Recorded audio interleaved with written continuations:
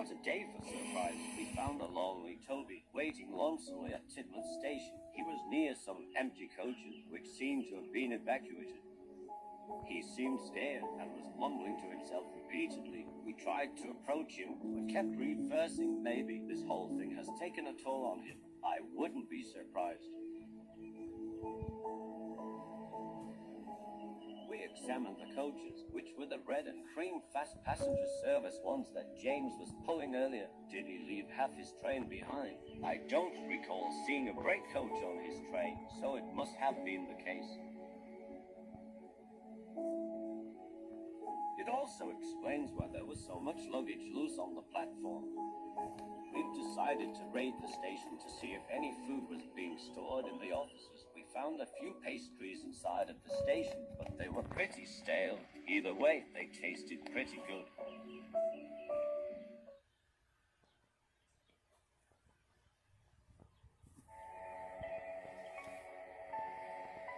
Everything just happened at once. My hand is shaking right now, and I'm barely able to write.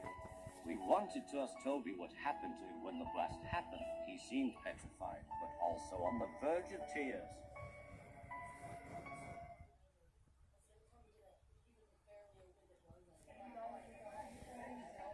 While James had just finished shunting his coach together for his next train, Toby was traveling down the line to collect Henrietta from Crowlan's Gate Works, who was getting her windows replaced and a new coat of paint. He soon stopped at a signal at Tidmouth and talked to James, who was complaining about how he had to shunt his own coaches.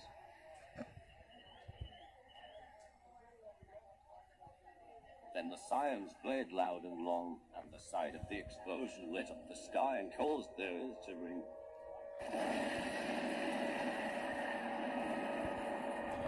James and Toby were petrified and urged people to get into the coaches. However, only after the train was coupled up, and there was no time to grab the shunter's pole and hook them together. Toby then realized that Henrietta would be endangered and might be affected by the blast. James yelled at him to push the brake coach and two others up the line with him to protect the passengers. Toby didn't listen. The brown box led towards the works. James furiously pulled the coaches out of the station as fast as possible while leaving three behind in the process, while the determined tram engine headed straight towards the direction of the blast. As the shockwave hit the station, some of the stranded passengers ran for the hills. Others stayed in the station. They've all left by now, but it explains why the interiors of the offices are completely trashed.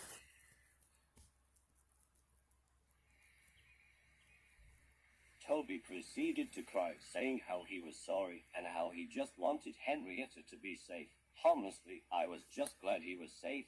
I learned that wood isn't affected by radiation, so it made logical sense that he was fine. Then a voice called out from inside of him out of the blue, in a deep, groggy voice, which said something like, "It's all your fault, Toby. You were greedy and made them suffer." We peeked inside, and what we saw was horrifying. Toby's smoke box had become sentient. A mangled face which resembled one of a troublesome truck, with heat burns mostly on the right side of its face, was located right behind where Toby's face would be. That was when it hit me. He wasn't mumbling to himself earlier. He was talking to the voice inside his head.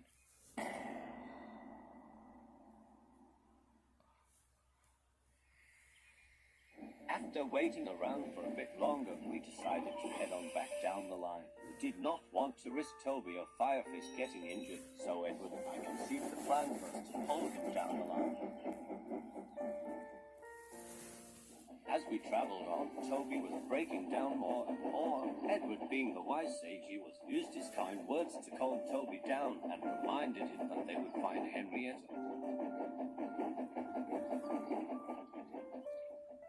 I felt a sudden jerk as Edward applied his brakes. We peered out from the side of his cab and saw Thomas steaming idly in front of us with his signature triumphant smirk. Leon had stuck his head out of the cab, saying how good of a job he did for driving his first steam engine. We heard Thomas' other cab door open. As the mysterious figure leaned out of the cab door, he was rather rotund, really quite round, but we didn't see him like that to us. He seemed to be a shining light in a deep dark pit. Sir Bertrand Topham had.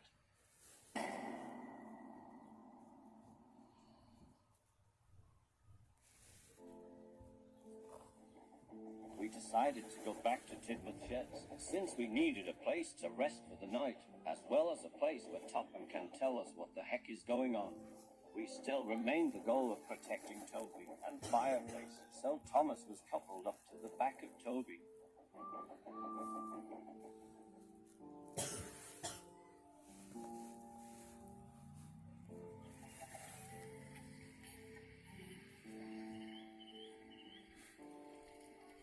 Luckily, we arrived at Tidmouth Sheds safely, and Toby, Edward, and Thomas were tucked away in the sheds. We took some wood we found and made a bonfire outside, and the four of us gathered around it as Topham explained the answers to all the questions we've been asking for a while.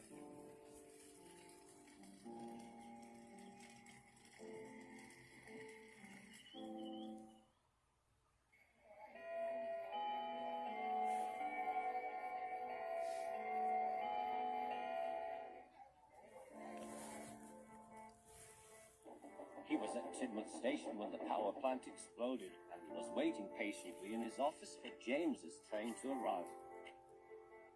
He headed out of his office at the sound of an engine's whistle, just in time to see James and Toby arrive. As he prepared to board the passenger train, he heard sirens in the distance, followed by a huge blast. He covered his ears tightly as the passengers crowded into James's coaches. After Toby went to retrieve Henrietta, James departed, leaving half of his coaches behind at the platform. With nowhere to run, Topham prepared for the worst. His top hat was blown off of his head before he dropped to the ground, followed by a shower of shattered glass. Luckily, Topham was for the most part unharmed by the falling glass, but the other passengers weren't so lucky. He got up, grabbed his hat back, his vision blurry, ears ringing, heart racing, and he started to look around. He noticed a passenger bleeding heavily from his face, and the controller panicked and ran to the parking lot beside the station where his car was located. He entered his car, and he sped off in the direction of Tidmouth Sheds. All he was thinking about was the well-being of his beloved engines. He had to find out what or who had caused this, and where his engines were located. The road was rough, probably from the shockwave. It wasn't long before Sir Topham had hit a pothole. The car seemed stuck, so he got out, had a look at it, and noticed the tire was flat.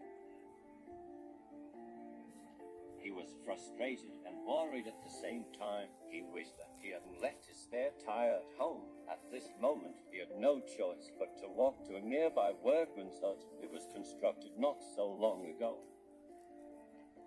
It took him a little while to get there, but he was happy to see it. He found food, water, a bed, and a flashlight. So Topham decided to spend the next 3 days in the hut while he was thinking and planning his next move. He made the decision to leave on the morning of July 7th. Topham started his trek towards Tidmouth Sheds. It was a bit of a walk without his car. As he was walking, he could see Tidmouth Sheds come into view. As he arrived, he could hear strange moaning and groaning, along with the saddened cries of an engine coming from the sheds. He also noticed some mutated trucks jammed into the turntable as he walked past it.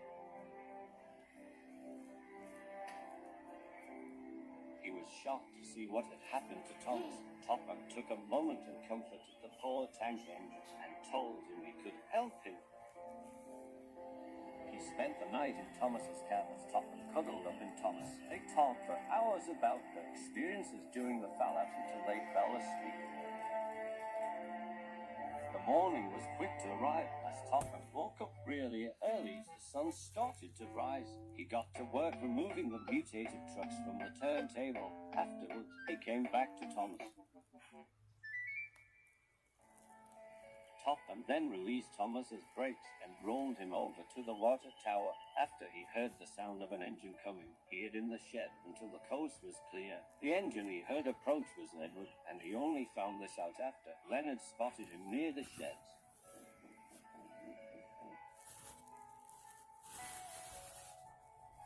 Topham then declared that he knew that this wasn't any ordinary accident. There was someone behind this, and he had a hunch on who it was. He didn't tell us, but did mention he had a spot he passed with them.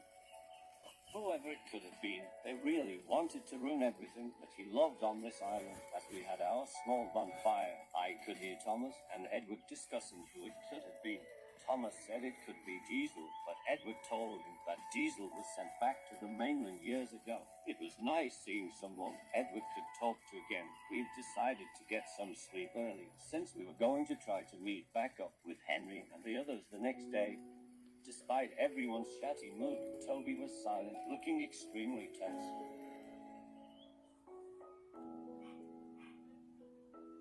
So much had happened in the span of an hour, Ibsen said. We woke up to Toby having an episode with Fireface, and he sounded like he was fighting for control. He was begging for it to stop and was able to roll himself back and forth like someone pacing in circles while in deep thought. Something was going to happen, and I woke up the others. We stood back as Toby screamed in pain, his bell ringing continuously. He was at his breaking point.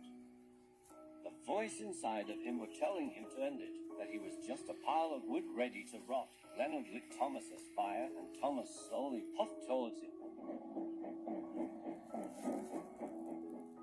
Thomas asked him what was wrong, but all Toby told him was to take care of Henrietta for him, and then it happened. Topham knew what was going to happen and sprinted towards the tram engine that had taken him out on his holiday trip all those years ago, but it was too late. Topham, Sidney, Leonard, and I watched in horror as the tram engine rolled back and dashed down the line as fast as he could, slamming his wooden body into the arm of the breakdown crane.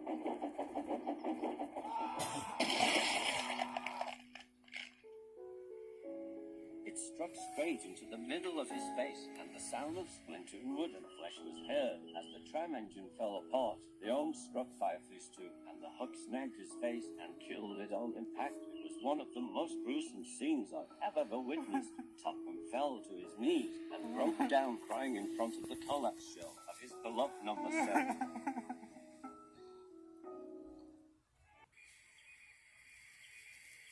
We tried to consolidate him, but he did something none of us expected. He got up and said, "Toby, you will be remembered as the great engine you were, and you will live on in our hearts forever. This can never be allowed to happen again. We will find out who has done this to our beloved engines, and we will bring them to justice. I promise you, Toby, your death will not be for nothing. It was a final send-off to a favorite tram before we had to go."